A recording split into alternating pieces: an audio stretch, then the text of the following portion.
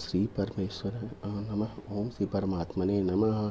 श्री कृष्ण गोविंद हरे मुरारी हे नाथ नारायण, गोविंद हरे मुरारी हे नाथ नारायण। श्री श्री हरि श्री हरि कोटि कोटि प्रणाम। तुम तो जपता तो तुम श्री श्री हरि ही।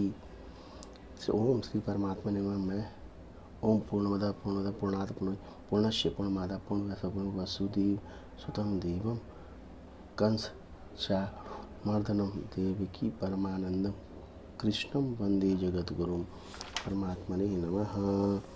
संजय उवाच दृष्ट्वा तु पाण्डवानीकं व्यूढं दुर्योधनस्तदा आचार्यमुपसङ्गं राजा वचन ब्रवीत। दृष्ट्वा तु पाण्डवानीकं व्यूढं दुर्योधनः सदा तदा आचार्यम उपसंगम राजा वचनम अब्रवीत। तदा मतलब उस समय, राजा मतलब राजा, दुर्योधन ने व्यूढ़म मतलब व्यूह रचना युक्त, पांडवानीक मतलब पांडवों की सेना को देख कर, दृष्टवा मतलब देख कर, तू मतलब और, आचार्य मतलब द्रोणाचार्य के, उपसंग मतलब से पास जाकर, यह वचनम मतलब वचन, अब्रवीत मतलब कहा। संजय बोले, उस समय राजा दुर्योधन ने व्यूह रचना युक्त पांडवों की सेना को देखकर और द्रोणाचार्य के पास जाकर ये वचन बोला। दुर्योधन के राजा कहने पर का क्या अभिप्राय है? संजय जी ने उत्तर दिया, संजय के द्वारा दुर्योधन को राजा कहे जाने में कोई भाव हो सकते हैं। पहला, दुर्योधन बड़े वीर और राजनीतिज्ञ थे तथा शासन का समस्त कार्य दुर्योधन ही करते थे। संत सभी को आदर दिया करते थे और संजय संत स्वभाव के थे।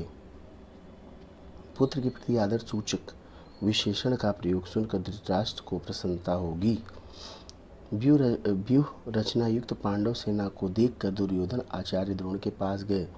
इसका क्या भाव है? भाव यह है कि पांडव सेना की व्यूह रचना इतने विचित्र ढंग से की गई थी कि उसको देखकर दुर्योधन चकित हो गए और अधीर होकर स्वयं उसकी सूचना देने के लिए द्रोणाचार्य के पास दौड़ गए। उन्होंने सोचा कि पांडव सेना की व्यूह रचना देखकर सुनकर धनुर्वेद के महान आचार्य गुरु द्रोण की अपेक्षा अपनी सेना और भी विचित्र रूप से व्यूह रचना करने के लिए पितामह को परामर्श देंगे। दुर्योधन राजा होकर स्वयं सेनापति के पास क्यों गए? उन्हीं को अपने पास बुलाकर सब बातें क्यों नहीं समझा दी? यद्यपि पितामह भीष्म प्रधान सेनापति थे, परंतु कौरव सेना में गुरु द्रोणाचार्य का स्थान भी बहुत उच्च था और बड़े ही उत्तरदायित्व का था।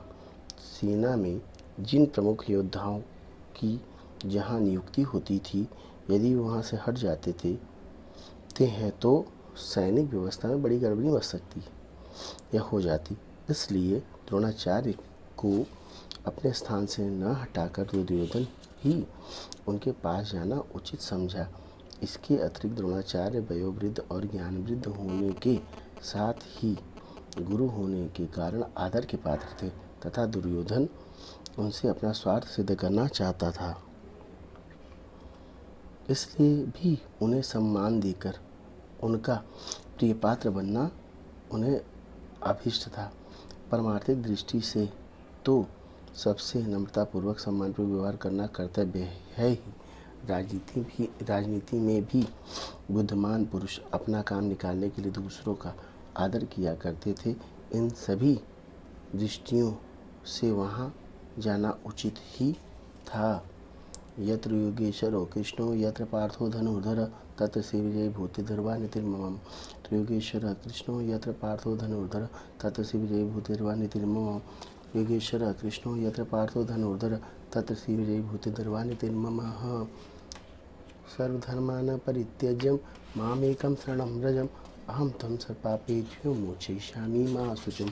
सर्वधर्मान् परित्यज्य मामेकं शरणं व्रज अहं त्वं सर्वपापे मोचयिष्यामि मा शुचः धर्मान् परित्यज्य मामेकं शरणं व्रज। अहं त्वं सर्वपापेभ्यो मा शुचः। संपूर्ण धर्मों को अर्थात संपूर्ण कर्तव्य कर्मों को मुझ में त्याग कर तू केवल एक मुझ सर्वशक्तिमान सर्वधार परमेश्वर की शरण में आ जा। मैं तुझे संपूर्ण पापों से मुक्त कर दूंगा, तू शोक मत कर।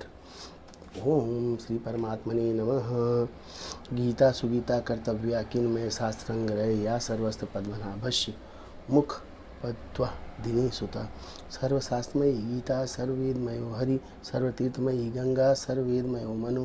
गीता गंगा च गायत्री गोविंद इति हृदय स्थिते चतुर्गकार संयुक्ते पुनर्यम न विद्यते। भारतामृत सर्वस्वगीताया मति तस्त च सारमुद्रितम कृष्णेन अर्जुन मुखेरतम। अन्य शास्त्रों के संग्रह की क्या आवश्यकता है, केवल गीता का ही भली भांति से ज्ञान पठन पाठन किया जाए, क्योंकि यह भगवान पद्मनाभ अर्थात भगवान विष्णु के साक्षात मुख कमल से प्रकट हुई है। गीता समस्त शास्त्रमयी है।